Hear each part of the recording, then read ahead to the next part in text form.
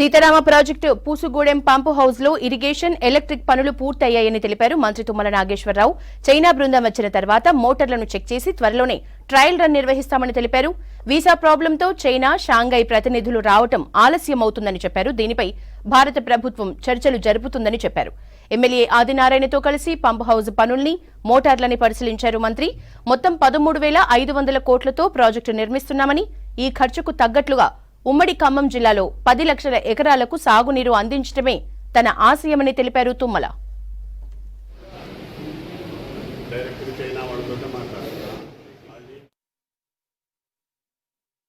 సీతారామ ప్రాజెక్టుకు సంబంధించి ఈ రోజున ఫస్ట్ పంప్ హౌస్ పెద్దారెడ్డి గారి ఆధ్వర్యంలో ట్రయల్ రన్ చేసుకున్నారు.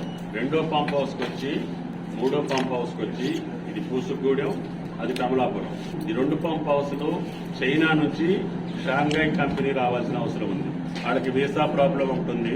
అది కూడా భారత ప్రభుత్వంతో మాట్లాడి, ఫారెన్ మినిస్టర్ తోటి చైనా ప్రభుత్వంతో మాట్లాడుతున్నాం.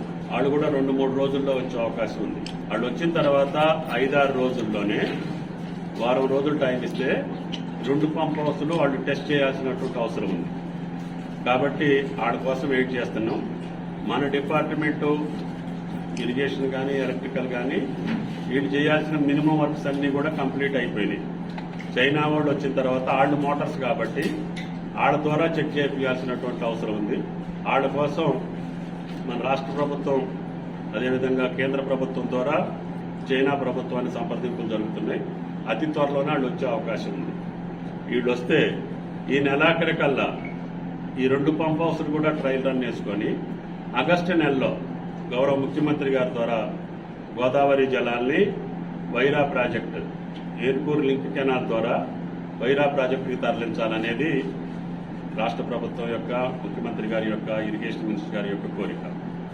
ఈ సంవత్సరం ఇక్కడ కృష్ణా జలాలు అనుకున్న సమయంలో శ్రీశైలానికి, నాగార్జున సాగర్కి రాకపోయినా వైరా ప్రాజెక్టు నుంచి ఉన్నటువంటి నాగార్జున సాగర్ ఆయకట్టుతో పాటు లంకాసాగర్, వైరా ప్రాజెక్టు యొక్క ఆయకట్టుతో పాటు మధ్యలో ఉన్నటువంటి మెయిన్ ఇరిగేషన్ ట్యాంకులన్నిటికీ ఫీడ్ చేసి గోదావరి జలాలు పంపించాలని. అదేవిధంగా ఈ పంపులు బిగించి 3-4 సంవత్సరాలు అయింది కాబట్టి ఈ సంవత్సరం ట్రయల్ రన్ వేయకపోతే పంపులు కూడా ప్రమాదం వచ్చే పరిస్థితి ఉందని చెప్పి నిపుణులు చెప్తున్నారు.